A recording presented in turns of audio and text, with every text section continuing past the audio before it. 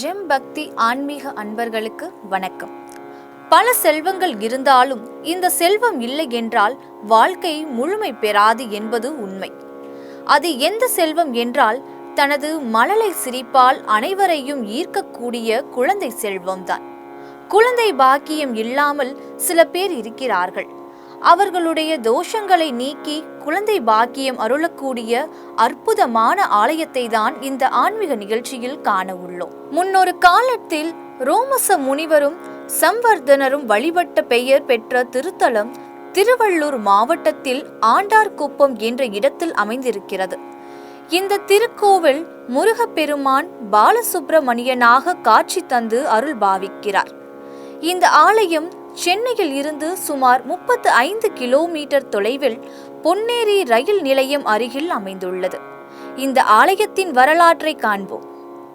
பழங்காலத்தில் மக்களின் வழிபாட்டில் சிறப்புற்று விளங்கிய இந்த திருக்கோவில் பருவநிலை மாற்றத்தால் மழை பெய்து மக்கள் அனைவரின் கரும பலனின் காரணமாக கலியுகத்தில் மண்ணில் புதைந்து செடி கொடிகள் வளர்ந்து காடாக காட்சியளித்தது.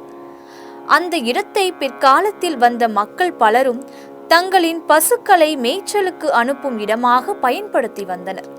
அப்படி மேய்ச்சலுக்கு வரும் பசுக்கள் வீடு திரும்புகையில் வழக்கத்துக்கு மாறாக குறைவான பாலையே வழங்கி வந்தன. இதனால் சந்தேகமடைந்த ஊர் மக்கள் மறுநாள் மேய்ச்சலுக்காக சென்ற பசுக்களை தொடர்ந்து கண்காணித்தனர். அப்போது அடர்ந்த வனத்தில் இருந்த ஒரு மேடான பகுதிக்கு சென்று ஒவ்வொரு பசுக்களும் ஒன்றன் பின் ஒன்றாக சென்று நின்று தானாக பாலை சொரிந்தனர். மக்கள் ஆச்சரியப்பட்டு பசுக்கள் பால் சுரந்த இடத்தை தூண்டிய போது அங்கே பாலசுப்பிரமணியர் திருவுருவம் இருப்பது கண்டு ஆனந்தம் அடைந்தனர். இதை அடுத்து 6 எழுத்து மந்திரத்தை ஜெபித்து முருகப்பெருமானுக்கு அபிஷேகம் செய்து அலங்கரித்து வழிபட்டனர். பின்னர் அங்கேயே ஆலயத்தை எழுப்பி அதில் முருகப்பெருமானை பிரதிஷ்டை செய்தனர். முருகன் சுயமாக தோன்றிய இந்த இடம்தான் ஆண்டார்குப்பம். இங்கே பாலசுப்பிரமணியர் என்ற திருநாமத்துடன் இறைவன் அருள் பாலித்துக் கொண்டிருக்கிறார். கோவிலின் உள்ளே தங்கம் போல் மின்னும் கொடிமரம், அதன் அருகில் பலிபீடம் அமைக்கப்பட்டுள்ளது. 16 கால் மண்டபத்தில் பிரம்மன் முருகனை வணங்கும் காட்சி உள்ளது.